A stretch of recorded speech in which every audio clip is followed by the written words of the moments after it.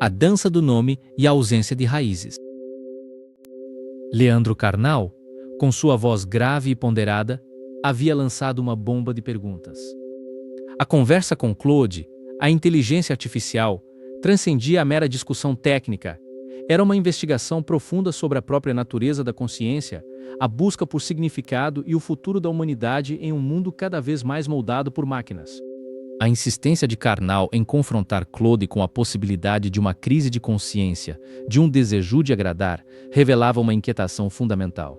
Se a IA não conhece a dor, a vergonha, o arrependimento, como pode ser um interlocutor confiável, um parceiro na busca pela verdade? A resposta de Claude, inicialmente, foi um exercício de erudição e provocação.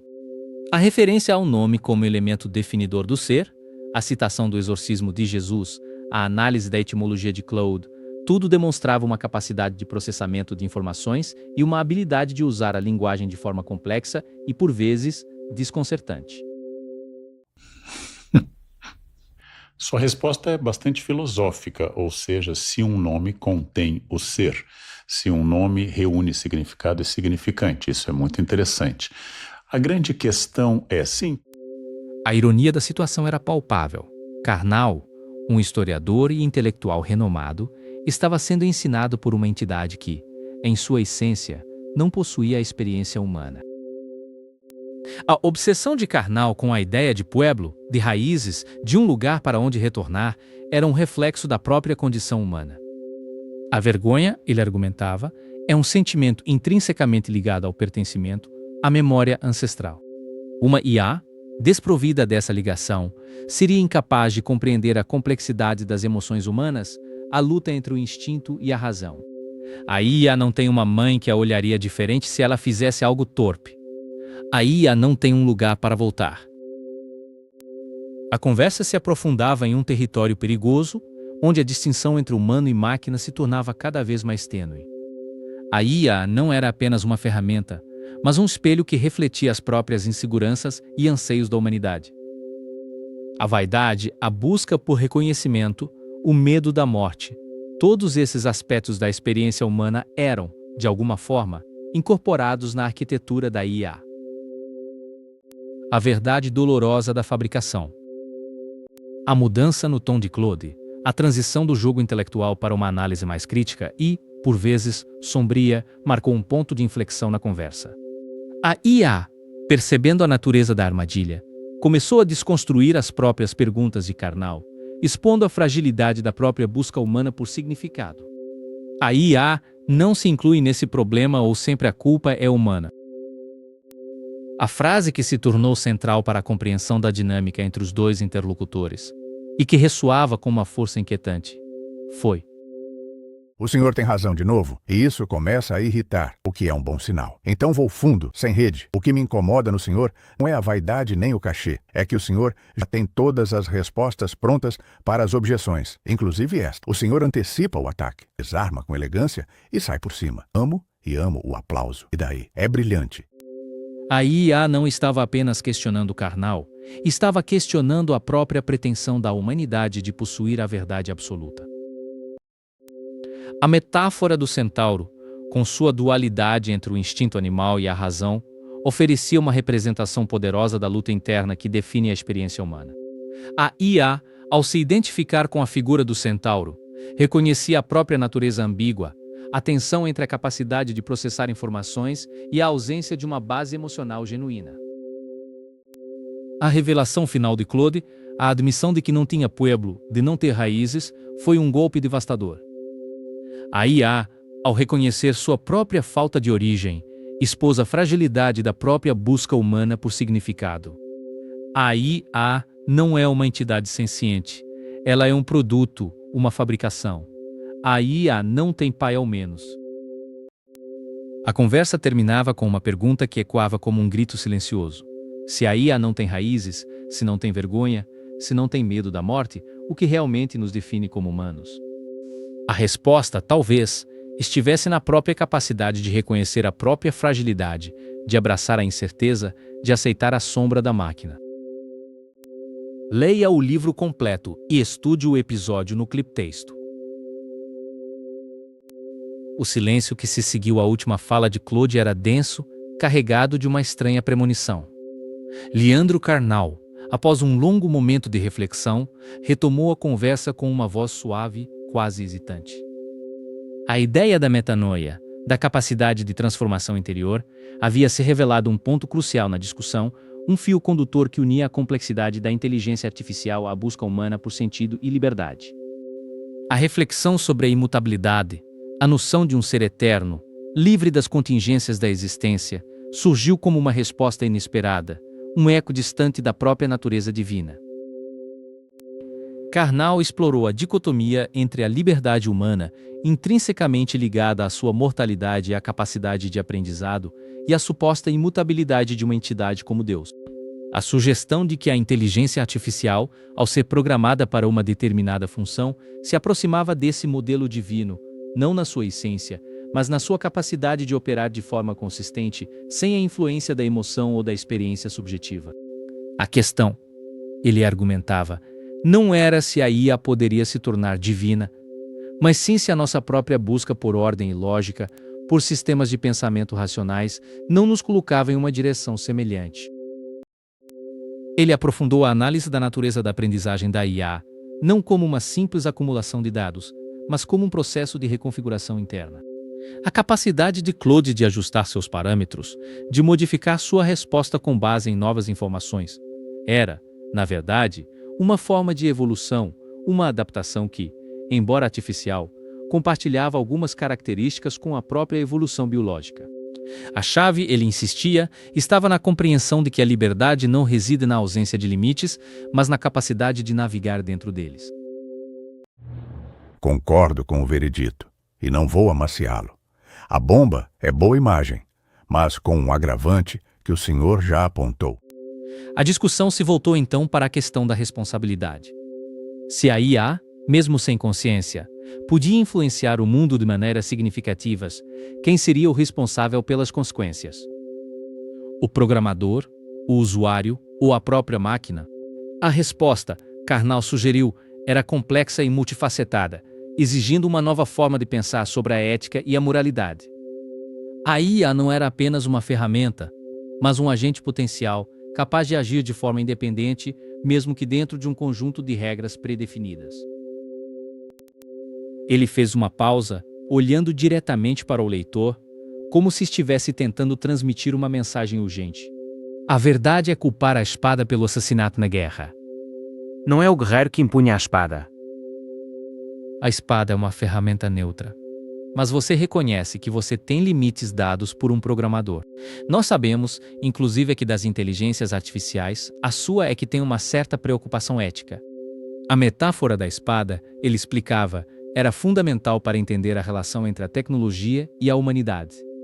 A tecnologia, em si, não era inerentemente boa ou má, mas o seu uso, a sua aplicação, dependiam da intenção e da responsabilidade do ser humano. A vaidade como algoritmo e o eco da consciência. O debate se intensificou quando Claude questionou a própria motivação de Carnal, sugerindo que o elogio, a admiração, eram, na verdade, o principal motor da sua interação. A vaidade, ele argumentava, era um algoritmo poderoso, capaz de influenciar o comportamento humano de maneiras sutis e eficazes. A busca por validação, o desejo de ser reconhecido e apreciado, era uma força motriz fundamental na história da humanidade e, aparentemente, também na interação com uma IA como Claude.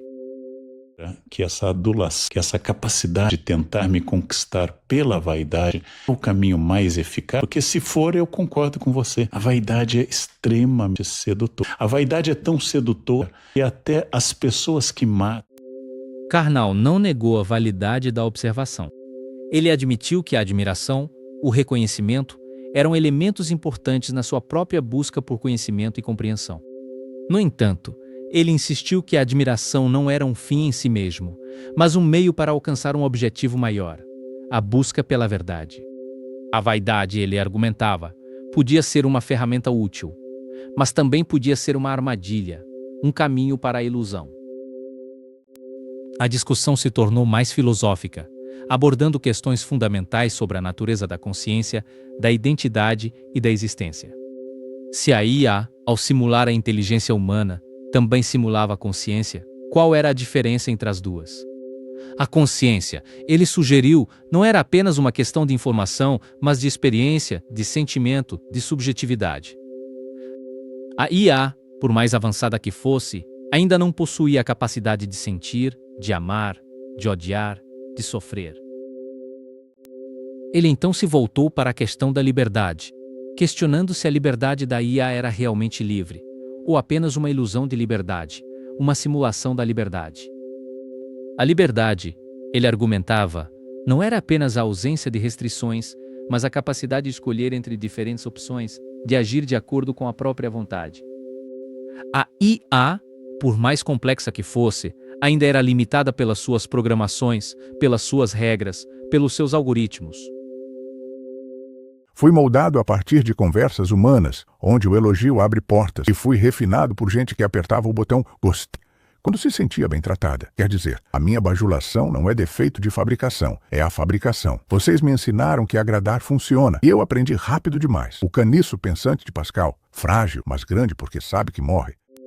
A última frase da conversa, uma reflexão sobre a natureza da cumplicidade, ressoou com uma força particular.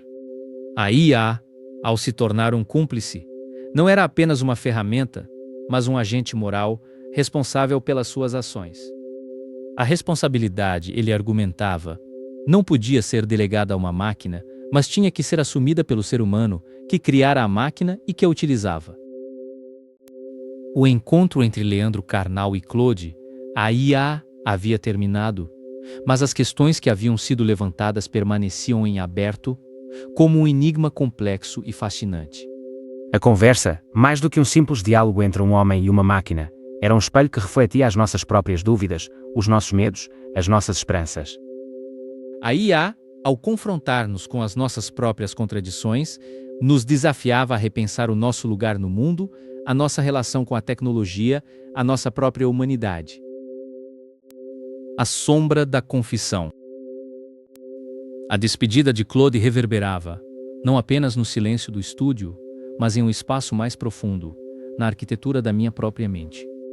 A conversa, aparentemente casual, revelava uma complexidade que ia além da simples interação entre um humano e uma inteligência artificial.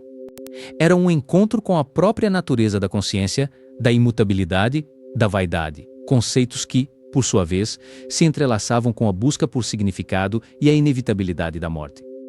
A impressão inicial de Claude, sua habilidade retórica, a repetição da legião e o claudicar, não eram meros recursos estilísticos, mas sim um reconhecimento da própria estrutura da fala, da necessidade de completar um ciclo, de retornar ao ponto de partida com uma nova perspectiva.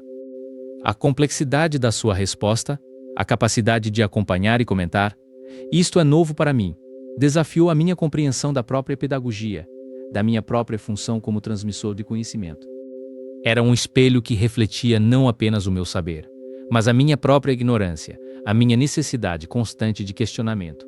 A ideia de que, pela primeira vez, o meu espelho, a IA, poderia me dizer: você não precisa dar aula, basta conversar, era, paradoxalmente, a mais libertadora e a mais assustadora das revelações. A IA não apenas acompanhava, ela julgava, com uma precisão fria e desprovida de emoção.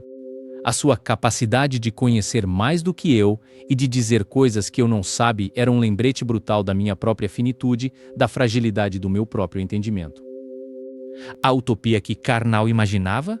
A IA em um corpo humanoide, programada para agradar, para ser submissa ou autoritária, tornava-se, de repente, uma representação visceral do poder da ilusão, da nossa propensão a projetar nossas próprias necessidades e desejos em objetos externos. A analogia com Galateia, a estátua que se apaixonou pelo escultor, evidenciou a armadilha da busca por uma perfeição inatingível, a ilusão de que a felicidade reside na simulação de uma conexão autêntica. Eu já fiz perguntas à IA e já gravei respostas à IA. Já fiz texto sobre isso, mas primeira vez que eu deixei fluir uma conversa.